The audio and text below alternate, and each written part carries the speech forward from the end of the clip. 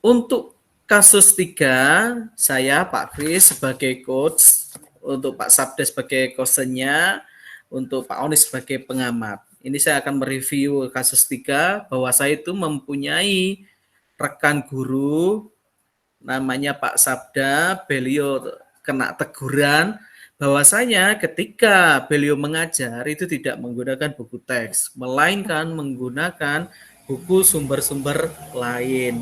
Akhirnya dari pengawas itu memberitahukan kepada kepala sekolah, sedangkan kepala sekolah akhirnya menegur Pak Sabda, sehingga Pak Sabda gelisah, lalu mencari jalan keluar kepada saya.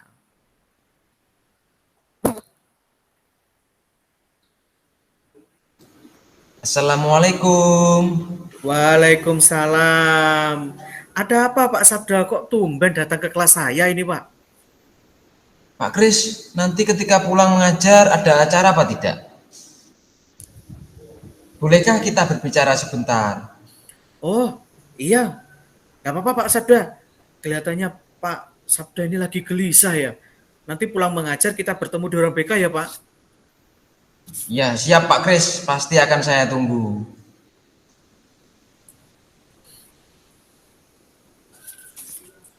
Halo Pak Sabda, bagaimana Pak? Bapak sudah siap untuk bercerita? Memangnya ada masalah apa sih sampai-sampai Pak Sabda menemui saya di kelas tadi? Mohon maaf Pak Kris. Saya mau sedikit bercerita Pak. Saya hanya ingin mendapatkan solusi dari permasalahan yang sedang saya hadapi Pak. Oh, baiklah. Pak Sabda tenang dahulu. Saya ambilkan minum ya. Iya Pak, saya cukup gelisah ini Pak. Nah, sekarang Pak Sabda bisa cerita pelan-pelan saja, Pak. Begini Pak, tadi pagi saya dipanggil Ibu Kepala Sekolah terkait ketika supervisi oleh pengawas sekolah.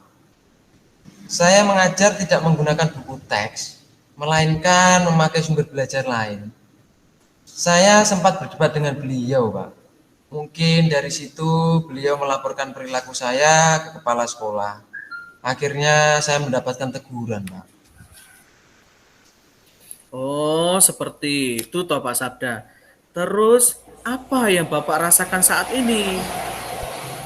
Saya merasa tidak enak hati, Pak. Karena menurut saya yang saya lakukan itu benar, Pak.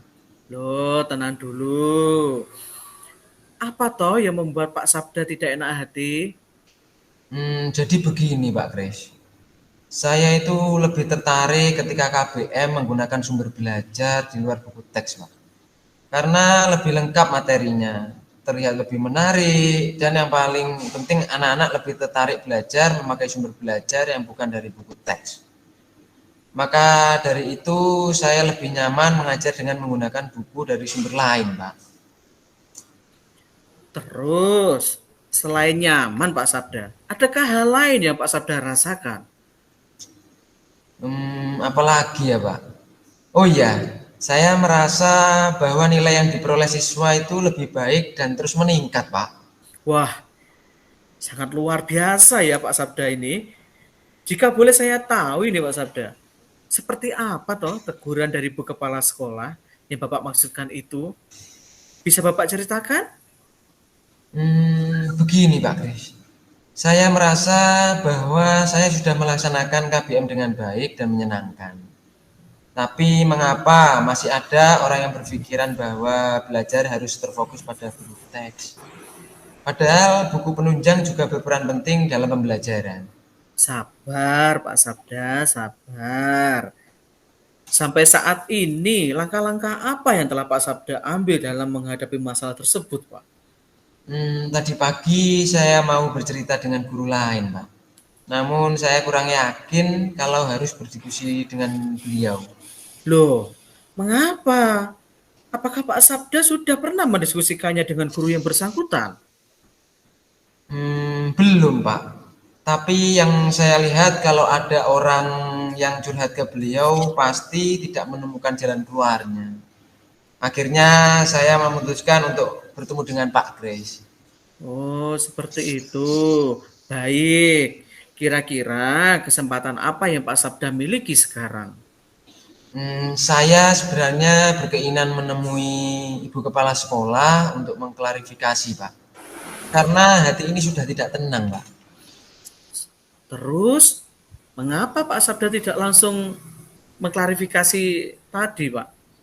Saya perlu dukungan, Pak. Saya juga perlu pemantapan hati untuk menghadap Ibu Kepala Sekolah. Pak Sabda lebih tenang ya. Malah saya tidak pernah tahu kalau ibu sekolah itu marah. Ibu Kepala Sekolah memang tidak pernah marah, Pak. Ya, mungkin saja karena dapat laporan dari pengawas sekolah, akhirnya menegur saya. Oh, iya Pak Sabda. Mengapa Pak Sabda tidak menemui Bu Wakil Kepala Sekolah? Karena beliau kan lebih dekat dengan Ibu Kepala Sekolah dibandingkan dengan saya, Pak. Benar juga ya, Pak Kris. Apa saya coba saja ya untuk menemui Ibu Wakil Kepala Sekolah? Nah, perlu dicoba itu Pak Sabda. Kira-kira setelah Pak Sabda bertemu Ibu Wakil Kepala Sekolah, apa yang ingin Pak Sabda sampaikan? Saya ingin menyampaikan bahwa saya tetap akan menggunakan referensi buku bacaan sumber-sumber dari luar buku teks. Namun, saya tidak serta-merta menggunakan buku teks. Saya akan tetap menggunakan buku teks, namun tidak sering, Pak. Wah, itu luar biasa Pak Sabda. Selain itu, Pak, apa kira-kira kekuatan yang Pak Sabda miliki sehingga Pak Sabda merasa yakin bahwa anak-anak mendapatkan nilai tinggi ketika belajar dari referensi buku lain, Pak? Nah, jadi begini Pak Kris.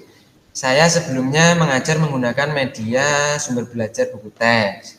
Namun anak-anak kurang tertarik dan saya rasa materi yang ada di dalam buku teks juga kurang.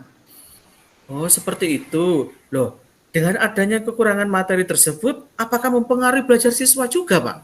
Sepertinya iya Pak. Saya menjadi kurang maksimal dalam mengajar karena keterbatasan materi bahan ajar Pak. Nah, coba Pak Sabda pikirkan kembali tentang permasalahan yang sedang dihadapi. Apakah disebabkan karena ego Pak Sabda terlalu besar? Hanya Pak Sabda yang bisa menjawab. Benar juga ya Pak Kris. Mungkin karena ego yang terlalu besar, akhirnya perkataan saya tidak terkontrol. Nah, jadi kira-kira apa yang akan Pak Sabda lakukan sekarang? Saya akan mengajak Ibu Wakil Kepala Sekolah untuk berdiskusi dan mengklarifikasi permasalahan tadi, Pak. Wah, bagus sekali solusinya. Terus ada lagi yang akan Pak Sabda lakukan?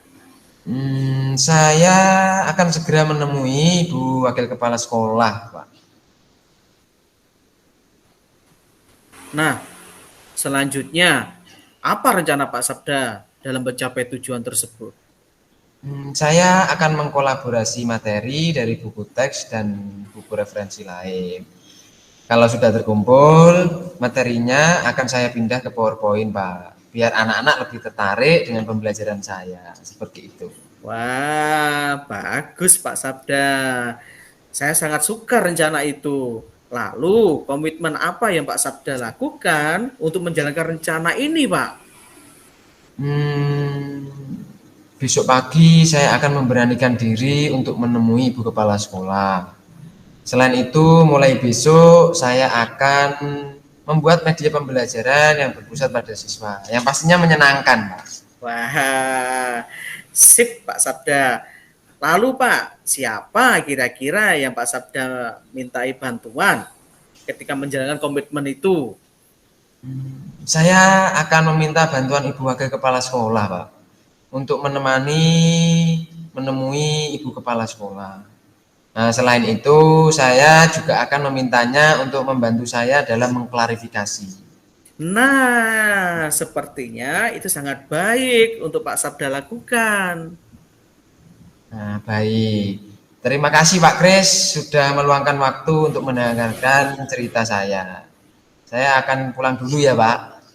Sama-sama Pak Sabda. Saya masih mengerjakan tugas yang belum selesai nih Pak. Sampai bertemu besok ya. Hati-hati di jalan Pak Sabda. Tetap semangat mengerjakan tugasnya Pak Kris. Terima kasih Ya, Pak Kris. siap. Assalamualaikum. Waalaikumsalam. Praktek coaching yang luar biasa dari teman-teman. Pak Sabda sebagai coachnya, mohon maaf Pak Stefanus ya.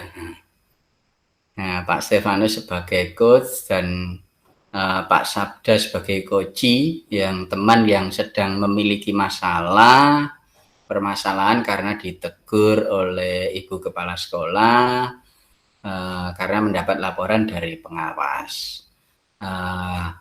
Untuk Pak Stefanus sudah sangat luar biasa menyampaikan proses coaching ya, mulai dari tujuan dari kegiatan coachingnya apa sudah sangat jelas.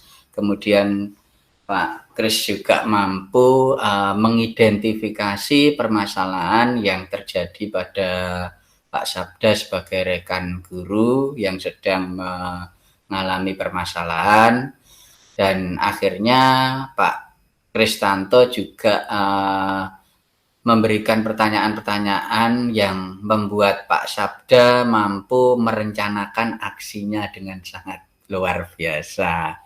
Nah, ini mungkin juga sering kita jumpai dalam kehidupan sehari-hari ya.